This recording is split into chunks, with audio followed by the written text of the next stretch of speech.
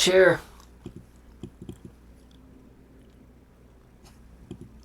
You've probably noticed this pattern. Rappers keep dating the same women, same faces, same couples, same relationships popping up again and again. And this pattern shows up everywhere in the rap We've game. noticed. Even Drake and Future allegedly fell out after dealing with the same woman at one point. That's how small the circle really is. And here's the part nobody really breaks down. The dating pool in hip-hop is very tiny, like way smaller than people think. And to really show you what I mean, let me start this video off with a quick story. A couple years ago, I met this mid-level rapper. He had a Billboard charting record at the time and some decent buzz to his name. I met him backstage during one of his shows, and that was because a friend of mine had gotten invited and I just happened to be the plus one. So I'm backstage or whatever, there's a bunch of people there, right? The music is loud, etc. And then I noticed something really interesting. In the corner of the room, right, there's these 3 girls, 2 in red, 1 in black. And immediately, I actually recognized these women because I'd seen those exact same girls at another rapper show about like 6 months earlier. So I asked my friend, I'm like, hey bro, who are those 3 girls in the corner? And then he looks at me and says, bro, they're just a part of the circle.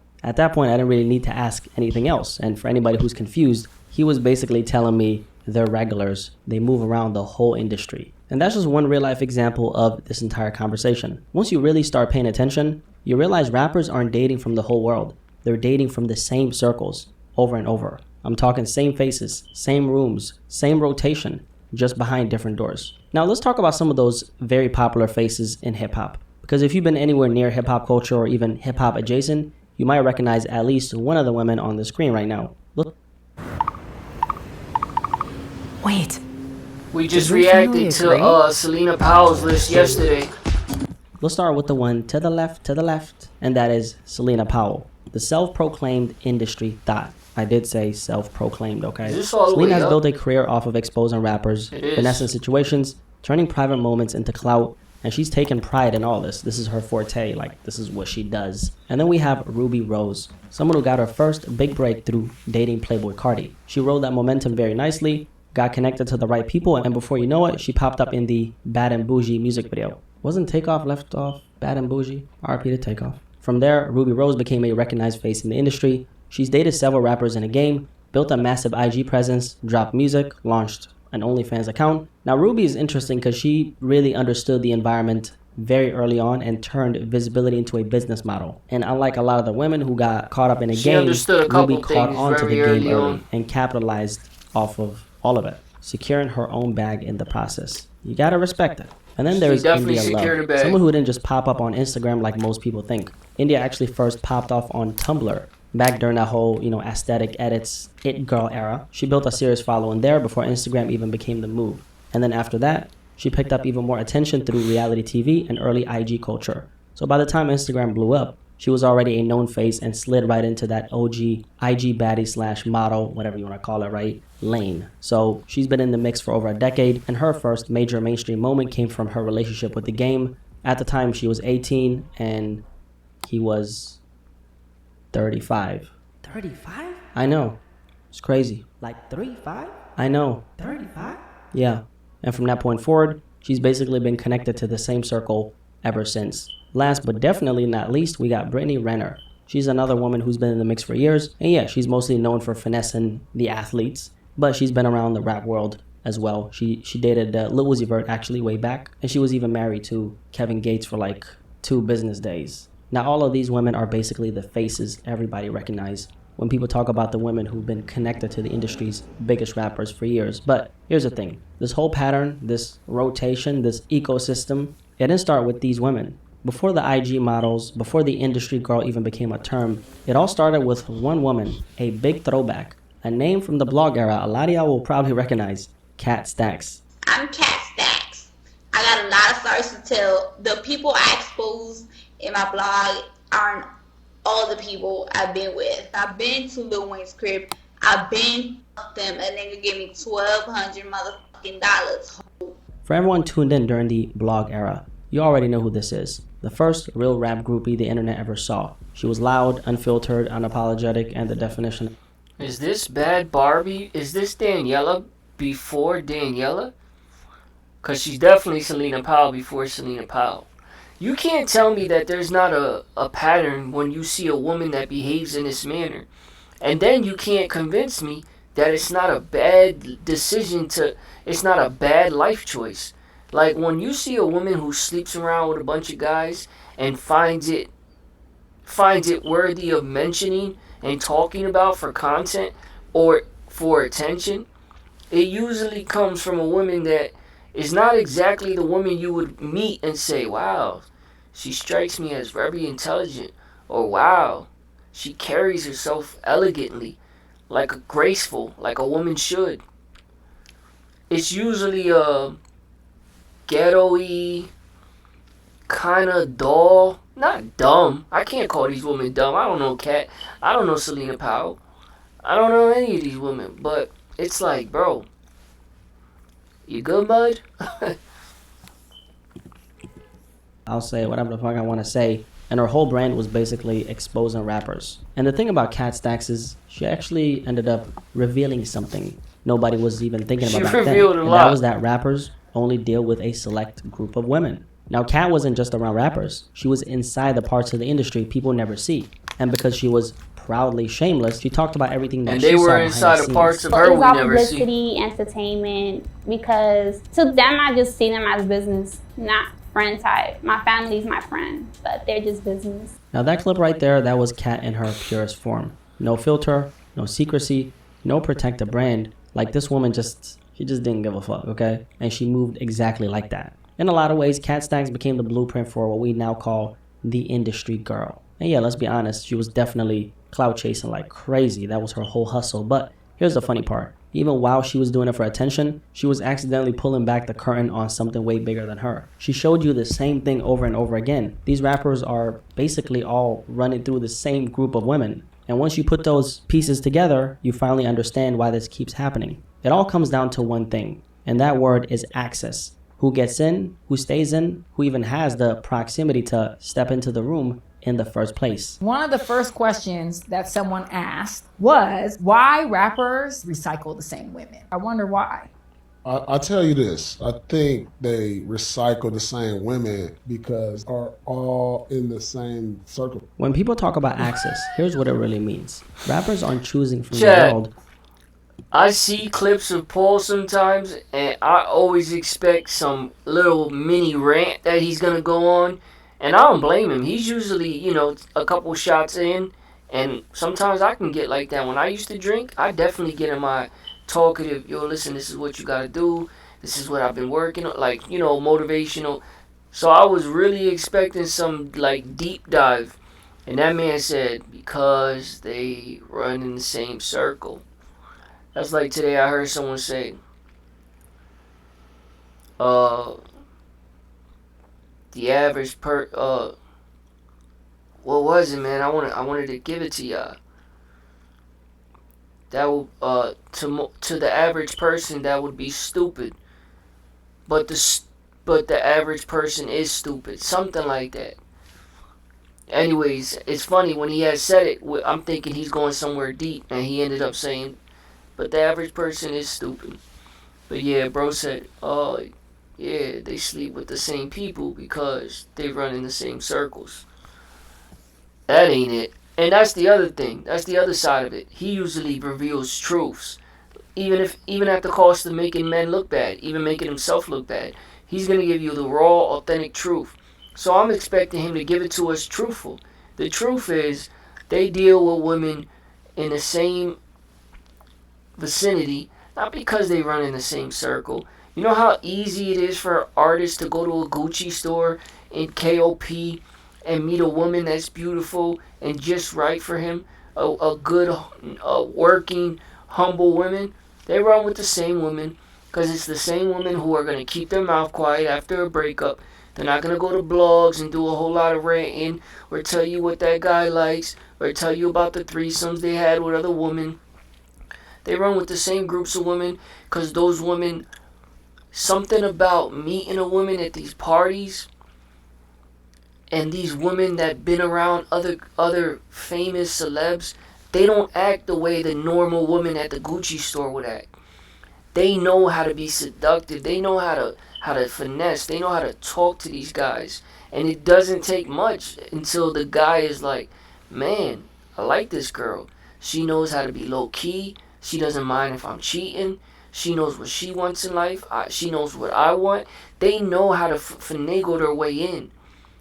So they end up being the bop that gets around town. Now she's messing with him. She done finagled her way. And now she's messing with him. And after him, she's messing with him. But it ain't like it ain't nothing special. It's not a deep dive, because there's nothing deep to dive to. It's real simple. They play the game, and they know how men who are in that game want to be played with. Hey, that sounded crazy. They know how to play the game with environment the guys is choosing playing for them. They deal with whoever is actually available in their world, not the millions of people the internet imagines. And once you take a look at the rooms they're actually moving in, studios, backstage, private events, late night sessions, that huge dating pool everybody thinks exists shrinks very fast. The circle becomes tiny, not because they don't have other opportunities, but because those are the only people who even exist in their day-to-day reality. Because the truth is this: most artists spend their days locked in studios, catching last-minute flights, club, doing press runs, shows, moving city to city, sleeping strange hours, surrounded by the same team, in the same environments on repeat. So even though they're technically meeting people every day, they're not making real connections with anybody. Their schedule doesn't allow it. Their security, depending on what level they're at, doesn't allow it. Their fame, depending on what level they're at, doesn't allow it. So naturally, they end up dating the people who are already in the mix. I need to find my daughter. Let's do what we do. Already in those rooms, already accustomed to their lifestyle. And once you understand that, the whole question of why do all these rappers date the same women starts making a lot more sense. Once you understand them, this whole dating ecosystem they're in, it's basically one big recommendation loop. Because most of these dudes are not best friends, but they all move in the same exact circles. In other words, they're doing shows together, which means they're backstage together. They're at the same studio sessions. They share the same promoters, security, videographers. They hit the same clubs and the same after parties. And what happens is this: once a woman gets close to one rapper, or is even seen around him, her name automatically travels through that whole network. Yeah, she been around the homies. Yeah, she's solid. Yo, she a little crazy, but she's definitely loyal. She's safe. She knows how to move. Whatever, right? That's the recommendation loop. It's not organized. It's just how the industry operates. Right. So when a woman enters that world, she's not just dating one rapper. She's basically introduced to the whole gang by default. Because once you're in that circle, you're accessible to everybody inside that world. To them, she's the safe option. Not the best option, not the baddest option, far from, because a lot of the fans be way better than these industry women, right? 100%, That's another conversation. 100%. She's just the familiar one. The girl at it's the very Gucci transactional store. in most cases, but nobody looks at it like that. Because at the end of the day, these are all grown adults coming together, knowing what it is, and they're all benefiting from it somehow. Right. So it's really just the unspoken system that's been a part of hip-hop forever. Now let me give you guys a clear example of what I mean. Y'all know Sexy Red, right? Of course you do. Now, before Sexy Red blew up, she wasn't living this superstar lifestyle. On one interview with Sean Cotton from Say Cheese, she talked about having like $30 in her pocket back then. She was broke, she was grinding, she was trying to figure things out. And here's the interesting part, right? Before Sexy Red became popular, she was already spending a lot of time in Chicago, specifically around rapper FBG Duck, who was popping in Chicago before he got killed in 2020. You met FBG Duck before he passed, and you traveled to Chicago to meet. Was it to meet him specifically? No, it was to shoot my video. And this footage of Sexy Red being around FBG Duck and a bunch of other people somewhere, I don't know where this is. This footage popped up when Sexy Red started blowing up. What's your rap name? I don't know yet. Some with red though. I don't know Now, I'm yet. not saying that anything happened between them. That's none of my business. Like, generally, I don't even care, right? The point is this. She was already inside that environment. She was already around that circle. She already had proximity to the culture before she ever had a name in the game. Even after that, Sexy Red was allegedly connected to Chief Keef at one point, and I'm pretty sure they were dating. I'm pretty sure, but it's another conversation, right? Again, same circle, same ecosystem, same route to visibility. Sexy Red didn't pop out of nowhere. She was already moving through the exact rooms that eventually pulled her into the industry. And that's how this world works. Once you're inside those environments, you're not connected to one person, you're connected to the whole network. And that network runs on one thing: familiarity. Because here's the part that nobody really ever talks about, which is something that I touched on earlier. Although these women may not be the best option or even, the most attractive one, they're usually the most predictable option. And when I say predictable, I mean this. They already understand the lifestyle, the chaos, the late nights, the pressure. So rappers don't have to explain themselves or risk being misunderstood. And honestly, that applies to anybody. You don't have to be a rapper to relate to this, right? Whatever life you live, you don't want to sit there breaking down your whole schedule, your stress, your routine to somebody you're dating. You just want somebody who gets it. And predictability goes a very long way in an industry where nothing else is predictable. Think about it like this. Being a rapper today means living in constant uncertainty. 1 month you're up, the next month you're praying the algorithm isn't killing you. One mistake can ruin an entire rollout. One headline can tank your momentum. There's no stable schedule, no routine, no structure.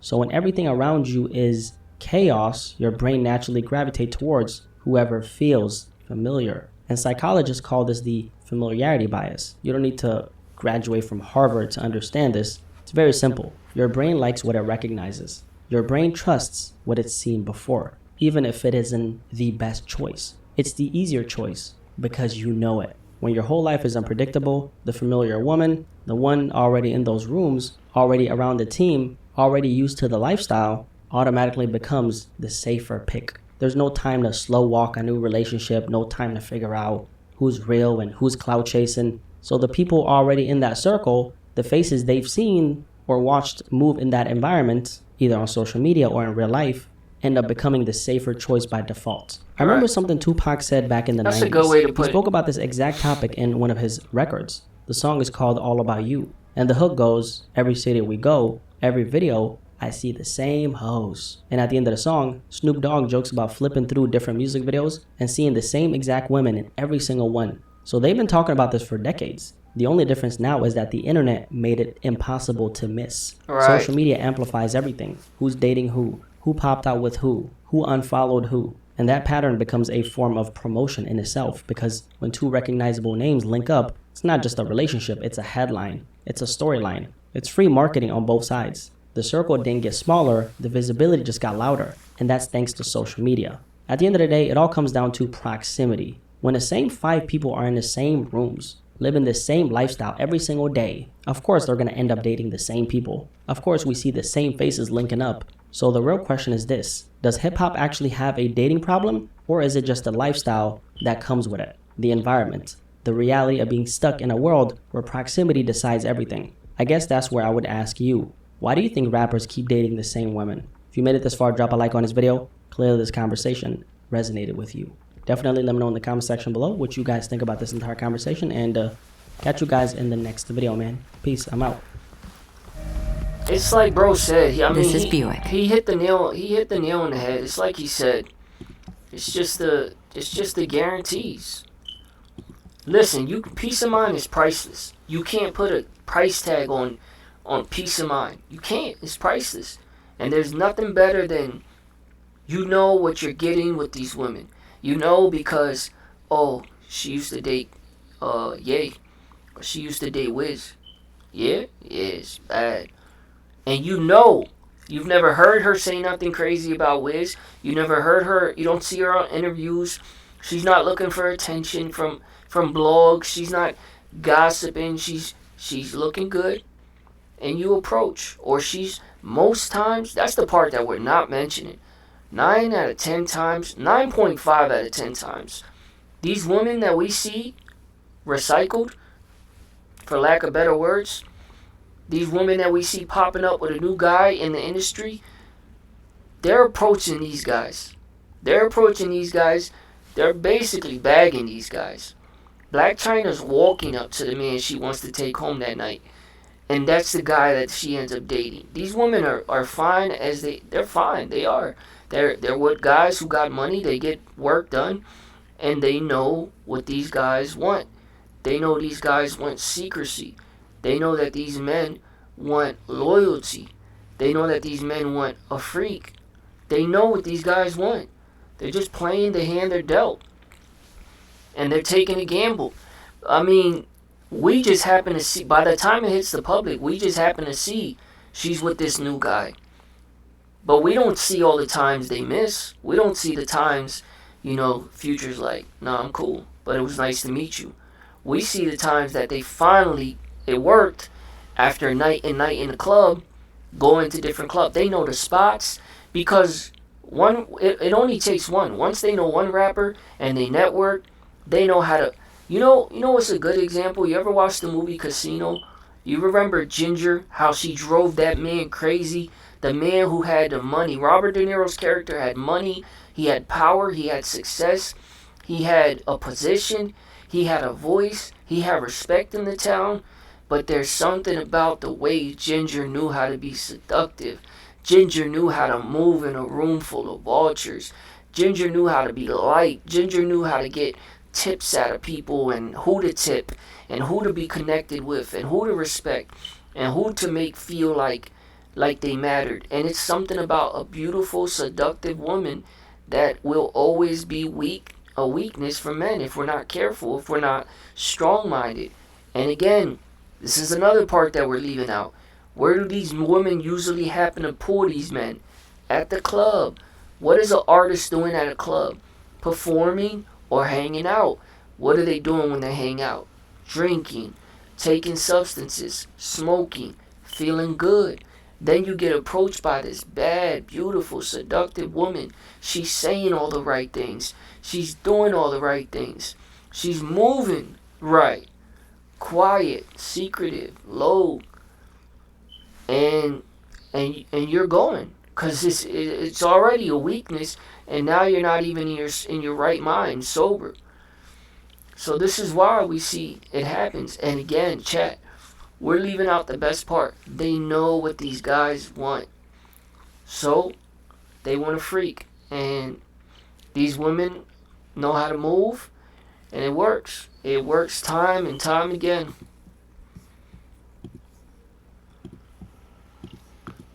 Moved out of Brooklyn. 5. 5 years old. Yeah, 5. So I moved to New Hampshire. Right. Yeah. All right. Hi, New England. All right. Good to see you guys.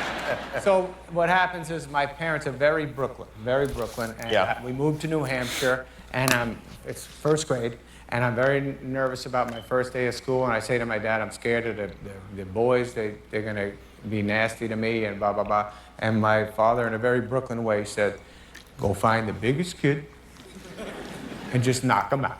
And I was like, knock out the biggest kid? And man. I said, for what? He goes, for being the biggest kid. He set you up for failure. All right. So he did nothing wrong, but I should knock him out. Knock him out. Let them all know. Just let them know. Mark your turn. So I go, all right, fine.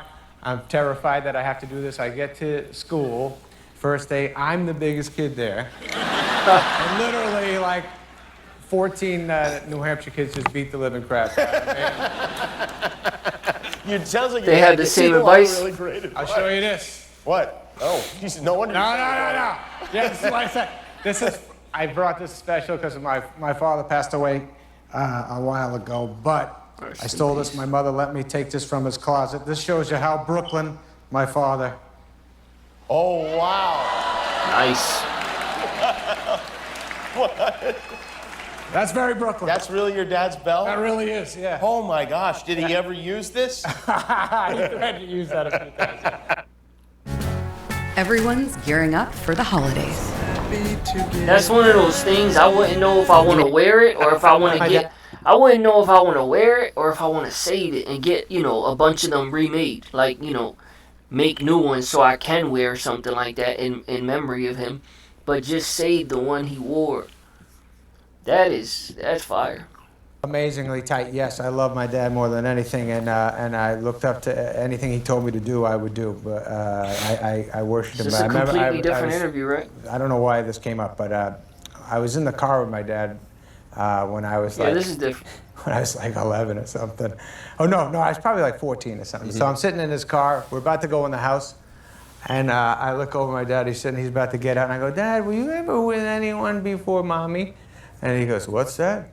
And I said, were you ever with anyone before Mommy? He goes, what do you mean? And I said, I go, before Mom, did you ever do it, did you go all the way with somebody before Mommy? Mm-hmm. And my dad was trying to be honest, I think, and he's like, this is a moment.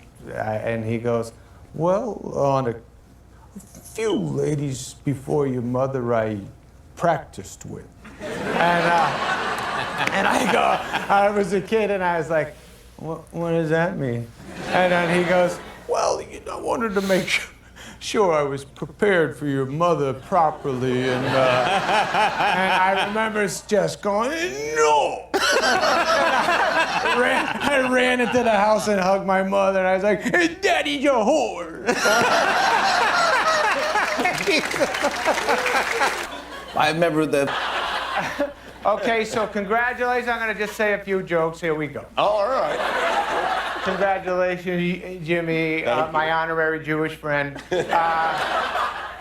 I turned 50 years old last year, and I can tell you from experience, there's a lot to look forward to, Jimmy. Remember how we used to get embarrassed when our dads would unbutton the top button of their pants at the dinner table? Well, it turns out they were geniuses. In fact, all my top buttons have been removed. If you wouldn't mind, maybe just snap. I would actually. That. There you go. Right now. Yeah. There we go.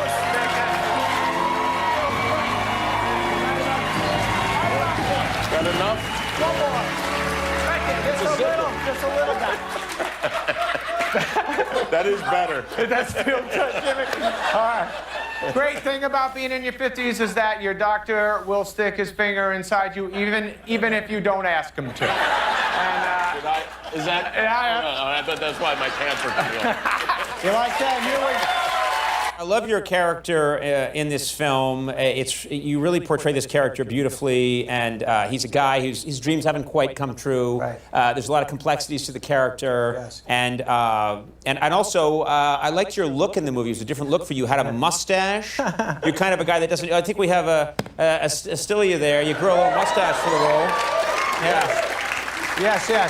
Did you like having a mustache? It was fun because I lived in New York in a hotel, and I would lay in bed and I'd say to my wife, mustache rides for $1. And well, I thought it was going to end up with a fun evening, but then my kids ran in with $2. They're like, can we go? And I said, no. And they go, what is that? I said, what's a mustache, right? And I said, no. I said, mustard eyes, and I squirted them in the eyes. Yeah, good. Real quickly, I just saw on the internet, is this true? Are you friends with Justin Bieber? I know the Beeps. I met him several times. He's very nice. He came to my show the other night, and he's very nice kid. Very nice to my family. Like says hi to my kids. I was in Hawaii, and that's right. You like it there too? That section of the audience is a roller coaster. So every 5 minutes, they scream and then they calm down. Hey, sorry about that. It's a new interactive show now. Well, nice to see you.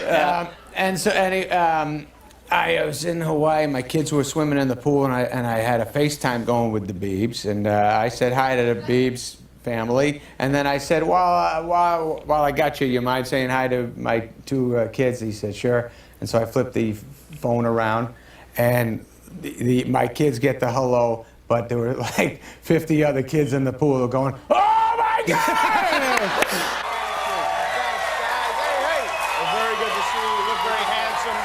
You guys, yes.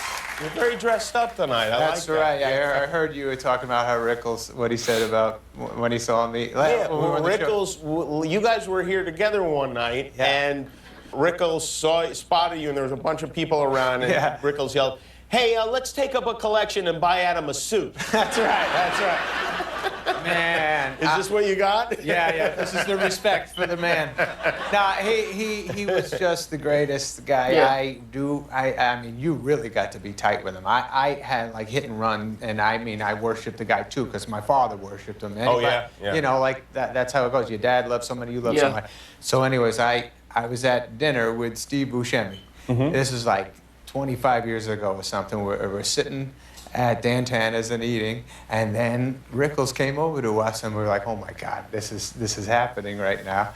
And he says to Buscemi, get him a McGriddle. Something like, maybe 23 whatever years ago, he says something about, I saw your movie, Mr. Pink, more like Mr. Stink, something like that. And Buscemi's like, laughing.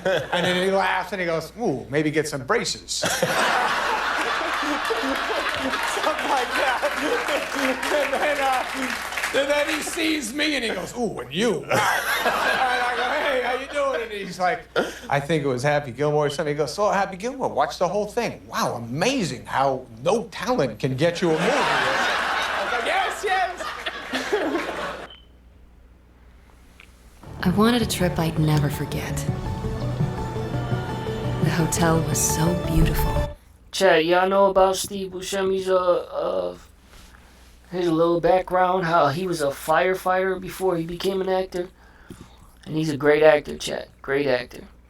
I think he has a condition. I don't think it's just as simple as get braces. But Don Rickles is a nut, ain't he? This thing. So we play basketball. We got to get back to the movie set. Shaq has to take a shower. So everyone's like, all right, we'll see you later, Shaq. In my head, I'm like, I got to see Shaq's penis. So it's just not, I can't pass up that opportunity. I mean, for historical reasons. Yeah, it's not a gay thing. It's just like, gotta see that. Yeah. It's like the Grand Canyon. You gotta see it. You gotta see it. You can't live and not see it. I get this completely. Thank you. So my plan was to I hear the shower go on in the back, and I said, all right, I'm just gonna. I'm on TV talking like it's just you and me. I thought you were like in his trailer or something. No! There's a gym. We play basketball. All right. So it's like at a high school, and he's showering away, just not, being the Shaq down there in the showers. Everyone else left. I'm like, all right, let me see this thing. He's just being Shaq. Shaq's just being Shaq in the shower. Get a man some privacy, Sammy. I go back there, I hear the shower, I kind of turn around backwards and walk backwards a little. Like walking backwards because you want to look kind of... Like I was going to trick him. Like I just walked backwards like you just happened and I was like, hey, what's up? Oh, my bad. But no. I'm walking backwards, doing my routine, getting closer to the shower. My routine? I turn around and I go, all right, I'm going to see Shaq's thing right now.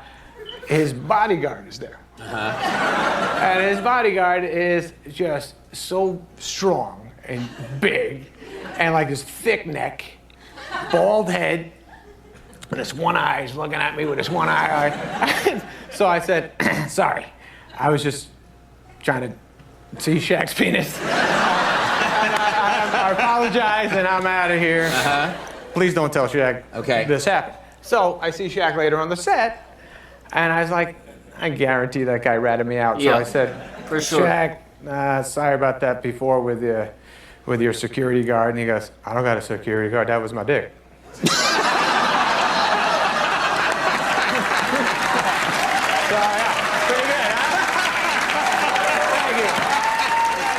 Did you ever think ever in your life of maybe joining the military at all? Yeah, I swear to God, my whole life, when I was a kid, I was like, I am gonna be in the... Chat, no way y'all seen that coming.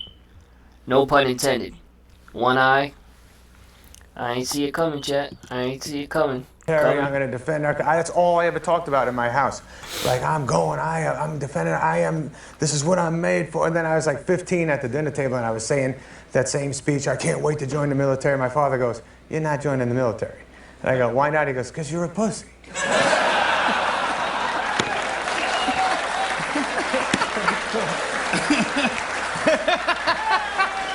That's one reason why not to do it. It makes sense. Chat, why have we never met Adam Sandler's pop? Or have we? Has he been in movies? And I know when he passed away because I started paying attention when the production company would, isn't it?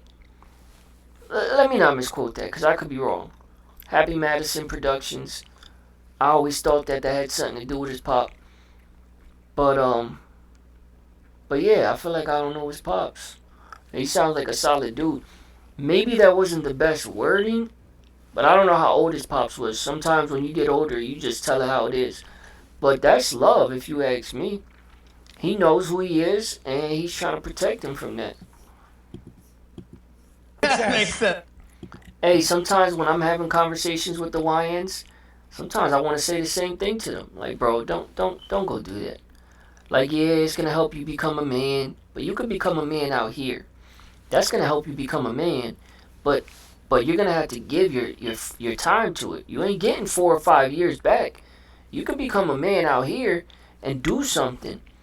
Invest in yourself, start a YouTube channel. You could still become a man. I think that as much as I can agree when young men, because young men have told me that, oh, it's gonna, when I ask them why, because I don't go, oh, you shouldn't do that. I go, why? And most of the times, they'll give me three things. The top one, Family Feud, top answer, is gonna help me become a man. And it's usually like 18, 19-year-old men that I'm talking to. I agree with you, but so will a job. So will life experience. So will conversations with older people, elderly people, conversations with most people in general, educated people. There's a lot of ways. You know what I mean?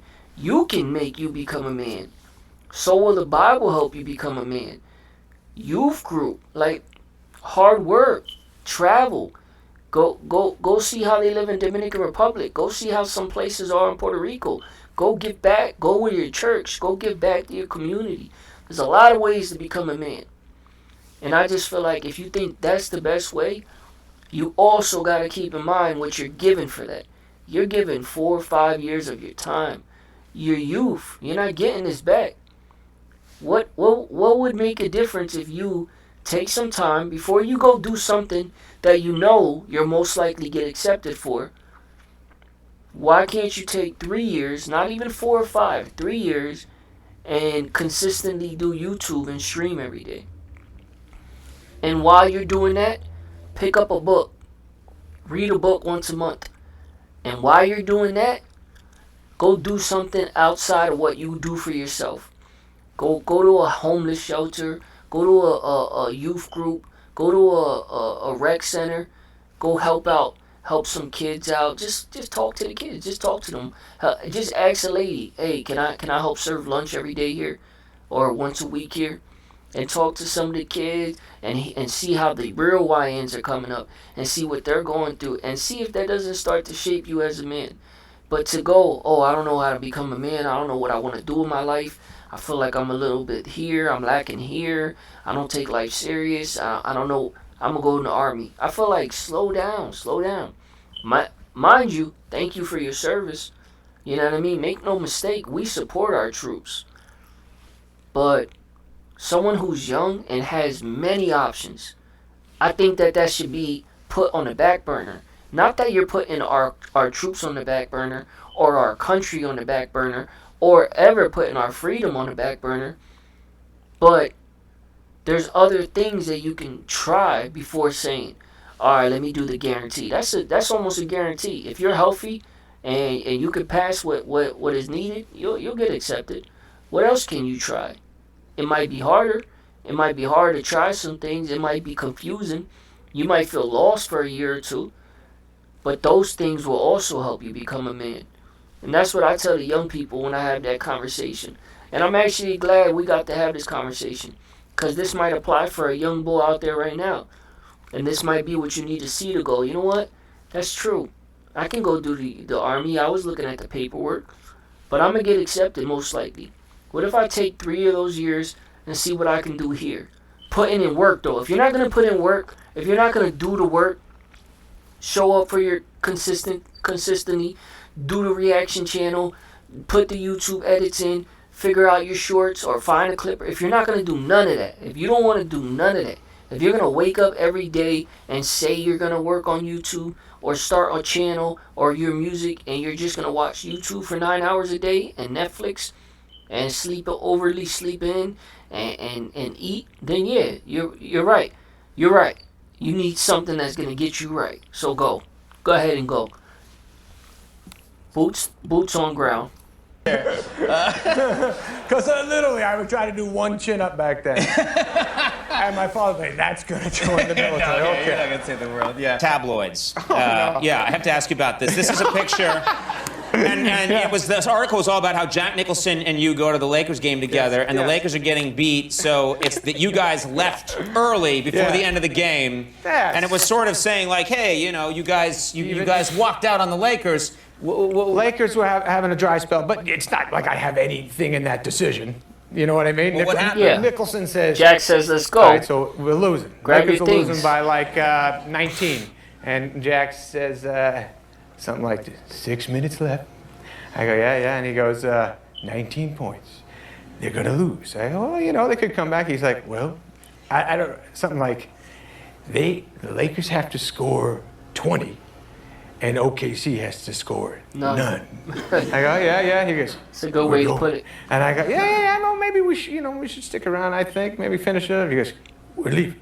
So, and so I'm trying to talk him out, and then all of a sudden, Nicholson leaves and gets up, and so I'm not going to leave him stranded. Yeah, let's go, baby, and out we go. And I see even Lakers are like, Jack. Chet, it's like Spike Lee getting up and leaving the game. These are true fans, fanatics of the sport.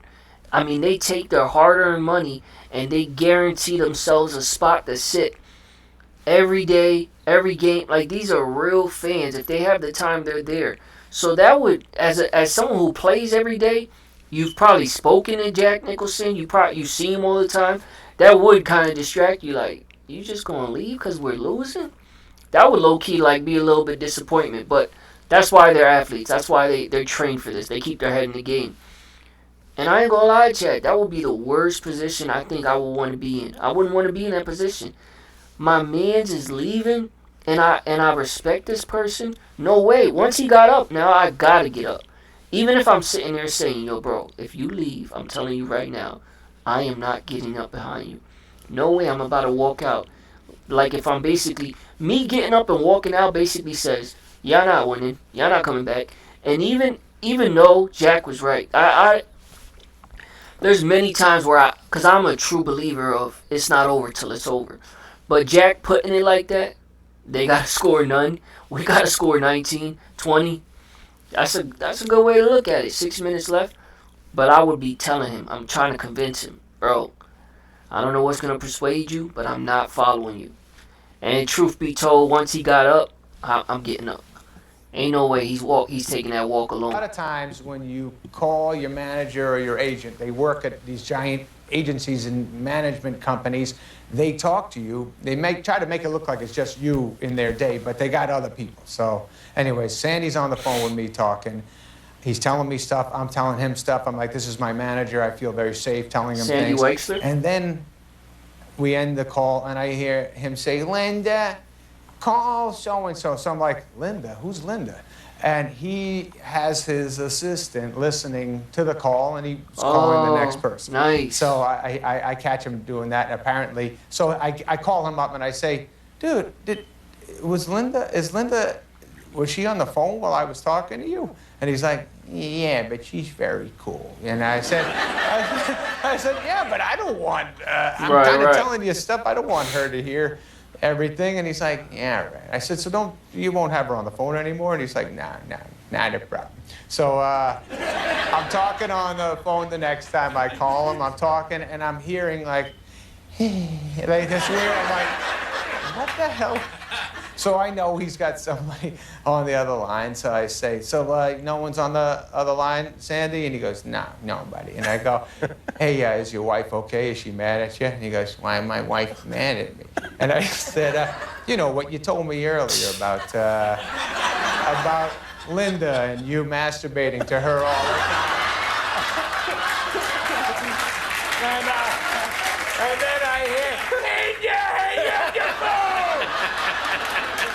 Well, there you go. And then Harrison Ford, you know Harrison Ford. Yeah. He's a great man. I know him in real But life. that is the most iconic. Chet, this man is more of a menace than I ever would have assumed. Like me, the most I would have said was, you got all that, right, Linda? Just at the end of the conversation, just to catch her like, yeah? Like, yeah, bro, stop putting Linda on the line. I'm talking to you. I trust you. You might trust her, but I trust, you know what I mean? I would have tried to catch her every time. I would have called, you still there, right, Linda? Like, this man is diabolical. How do you even think of something that crazy? Story you can imagine is Harrison Ford. Exactly, and I'm like 25 or whatever the hell I was. And I was like, and then Harrison Ford looks at me and he's like, I was like, oh man, what's happening right now? And Harrison Ford like gives me a like, is that you kind of thing? I was like, yeah. And then he comes over and he's like, you're the guy from the Billy Madison? I go, yeah. He goes, I would love for you to come over to my house. And I was like, yeah? And then he goes, and I would love for you to wash my car. He goes, I go, yeah. And then he goes, my kids think you're funny, and it would just be such a kick for them to see that. Oh, okay. And I was like, oh, okay. It's Harrison Ford. That's crazy. It's a little crazy, but so is Harrison Ford. Yeah, that was fun. But you know Harrison. He could get away with that, yeah. He can get away with that. So, okay, so we're going, it's like 20 years ago, we're driving to, I think, the Today Show or Good Morning America, just a show, a morning show. We're in the car, we're driving to New York City, you know how you make the rounds, and we got a movie coming out. So we're pulling up the street, I see a bunch of guys on the street with picket signs, they're holding signs, and I was like, what's going on? What are they picketing? He goes, it's the cameraman. I go, what cameraman? He goes, the cameraman to the show, they're picketing. And I go, they're picketing the show I'm about to go on? He goes, yeah. And I go, well, why didn't you tell me that? He goes, I didn't think it concerned you. And I go, but I'm not crossing a picket line. He goes, no, it's fine, it's fine. I go, no, it's not fine. I grew up, my father would kill me. I would never do that, cross a picket line. And he goes, no, but they won't know. We can go around the back. And I go, but aren't they going to see the show, man? He goes, nah, they don't watch this show. And I go, no, but they're like families. They're going to, most of these guys are divorced. So I go, dude, I'm not doing that, man. I'm not crossing the picket line. He's like, you got it. We signed up. I go, no, I'm not. And I drive away, and all the guys with the picket signs, you know, cheering, hey, way to go, Adam, blah, blah, blah, blah. So the next day in the Post, in the New York Post, it says, Adam Sandler won't cross picket line. And then Sandy comes in with the article and goes, look what happened. Did I tell you we'll get some good press out of there? That's a true story. And I wanted my kids to go in the lake after. Lake Tahoe's gorgeous. So I said, let's go in the lake, and my kids are freaking out. My kids can't handle anything with water. They get a little nutty, and they're scared of what's going to happen. And so we're in the little lake, and I start hearing, is there a shark in here? And I said, it's a lake. It's a lake. You'll be fine. And they're like, is it poison ivy? There's no poison ivy in a lake. And then, poison ivy? I'm afraid you're poison ivy. But, I know your kids, they don't talk this way. Well, yeah. You're going to be poison ivy? It's so itchy. Poor kids, yeah. Anyways, like a lot of times in my life, I have to lie to them, and they were like, "Are there any fish? But there's fish in here." And then I swear to them, there's no fish in Lake Tahoe. I'm like, but it's so big. It's such a big lake. And I was like, no, it's not big enough. Fish need bigger space. You're fine. And then there's a guy fishing, and they're like, what's he doing? And I go, oh, no, he's trying to find where Fredo is. Those guys were the tightest. David and Chris were so tight, and like, but I was tight with Chris on like those guys were like real best friends. I was another kind of best friend he had. When he'd get pissed at David Farley, he'd always come over to me and like he had a crazy temper, Farley. So he would just be stewing mad about nothing about him, but just like whatever. Like if a girl talked to him, he'd be like, "What is that girl?" Whatever. Like he'd get so angry that David was talking to a girl or something. He'd be like, "I'm gonna kill him. I'm gonna punch him." And I'd say, "Hey, don't hit him." And he'd be like, "No, I gotta hit him, Adsy. I'm gonna crush him." And I would say, because it doesn't make any sense. If you knock him out, you're known as a jerk. And if you lose, my God, you're known as just a giant pussy. David Spade's sitting there like, man, I can't win in this story. First, my best friend is mad at me. What did I do? Then he's mad at me because I'm talking to girls. Why would he be mad at me about girls? We both like girls. Now he's smacking me around, or debating smacking me around. It didn't look like David Spade enjoyed that story. But you gotta love Adam. It's coming from a good place. Chad, you know what we gotta look up, right? Adam said he wants to take Lake Tahoe. Let's see what it looks like.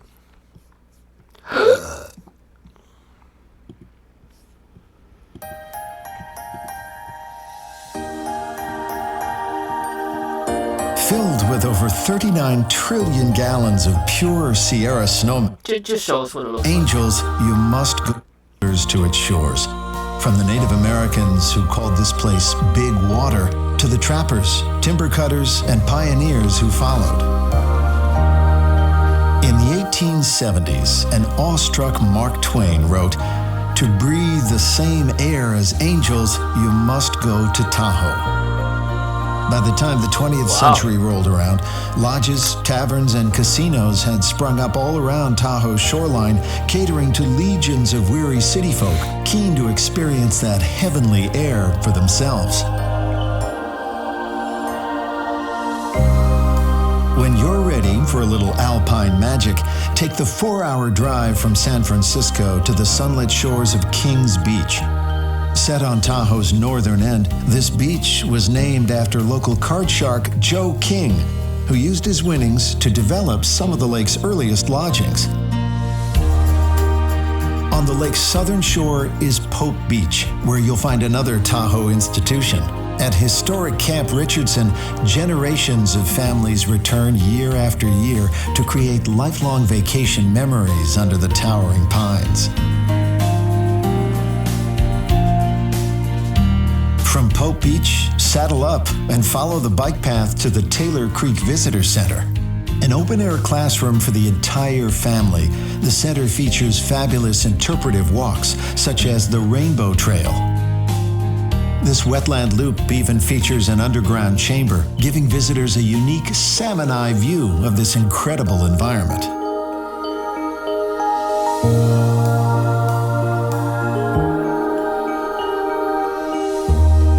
Once you've warmed up your legs at Taylor Creek, take in the majesty of the surrounding state parks. Nearby at D.L. Bliss State Park, follow the spectacular Rubicon Trail, which runs high above Tahoe's deepest waters and dips down to quiet architecture of Scandinavia, abode of another local, less perilous. And even if you're not up to paddling or hiking, you can still enjoy the breathtaking vistas from its many roadside stops, like of ever-shifting moods. When you're ready to experience this raw beauty, take a drive up the eastern shoreline, which is wilder and less developed than her other shores. When the ponderosa pines bend with the season's first snow, Tahoe transforms into a winter wonderland. Towns like Tahoe City and nearby Truckee become the perfect snowbound escapes, while the lake's ski resorts turn Tahoe into the nation's favorite winter playground.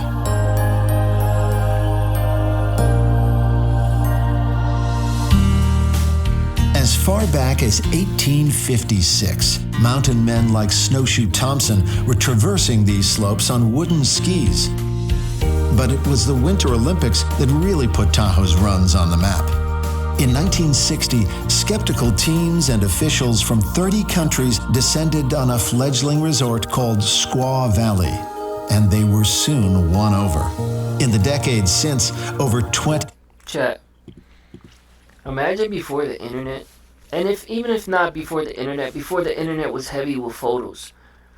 Like you had to Google something to find it, not necessarily YouTube it like I just did randomly. Or go on someone's IG that you thought was pretty and see photos where she lives in Lake Tahoe. Can you imagine being one of the first people to be living in Lake Tahoe, or you just happen to go with someone for a trip and you visited Lake Tahoe and it barely had a population and you're like, I'm moving there? That had to be the best. Before the tours, places that have tours, it's nice. It's nice because you can go there. Like I wanna raise my future children at a place where maybe 30 minutes of a drive they can go and there's tourists all the time, because it's just multicultural. You just meet so many people. You talk to people from all over the world. People from all over the world come here to enjoy themselves, to see things for the first time. And it's just, for me, it's interesting. I speak to people on the boardwalk all the time. But, chat, this is a beautiful place. I've never seen this. And you heard what Mark Twain said about it. He's actually quoted saying something like that. It's kind of crazy. See angels, you have to go to Lake Tahoe before you pass. Or something like that. That's how I quote things on this channel. Such and such, such and such. Or something like that. Google it. Google it if you want to know what he said.